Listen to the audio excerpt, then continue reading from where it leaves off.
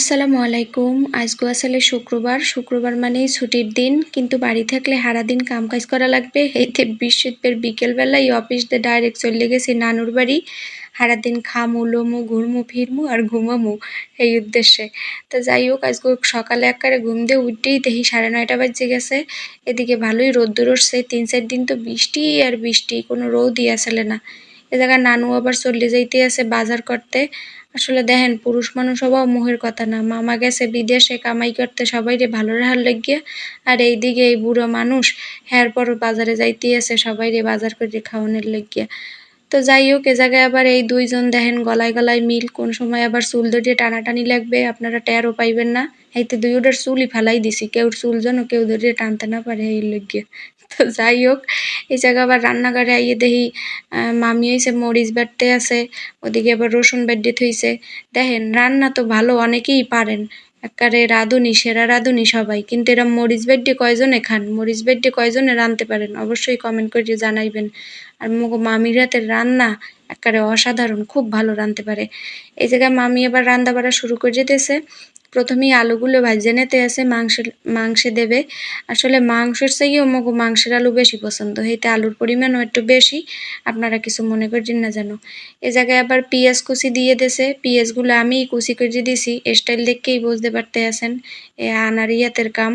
যাই হোক এরপর দিয়ে দিয়েছে লবণ, এরপর এই যে মরিচ বাটা, তারপরে রসুন বাটা, আদা বাটা, আবার জিরে বাটা সব একবারে দিয়ে খুব সুন্দর করে কষাই নিতে আছে।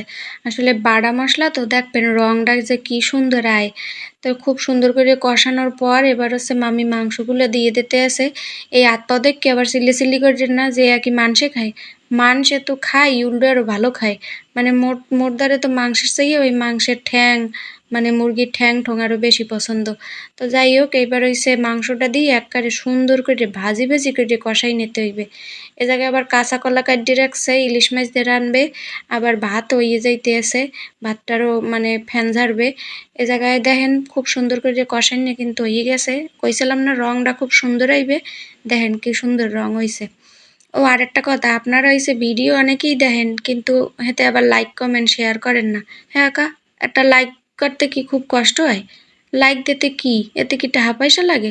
অবশ্যই আইজইতে কমেন্ট না করলেও শেয়ার না করলেও লাইক অন্তত দিয়ে যাইবেন, মনে থাকে যেন। তো এই যে মাংসটারে খুব সুন্দর করে কষাই নেছে, এইবার আবার আলু দিয়েও কষাই নেবে। আলুটা মনে একটু আগে দেওয়া উচিত আসলে, কিন্তু ওই ভিডিও করতে করতে আলু দেওয়ার কথা মোরও মনে আসলে না, মোর মামিরও মনে আসলে না। যাই হোক এখন আবার আলুগুলো দিয়ে কষাইয়ে এরপর একটু ঝোলের পানি দিয়ে দেবে।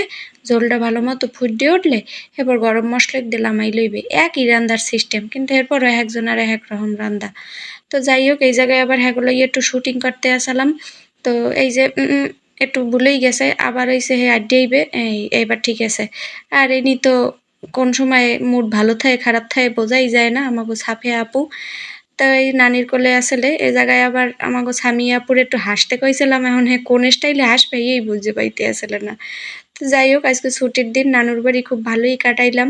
আপনারা কেডা কোন জায়গাতে ভিডিওটা দেখতে আছেন অবশ্যই কমেন্ট করে জানাইয়েন। ভালো থাকেন সবাই, আল্লাহ হাফেজ।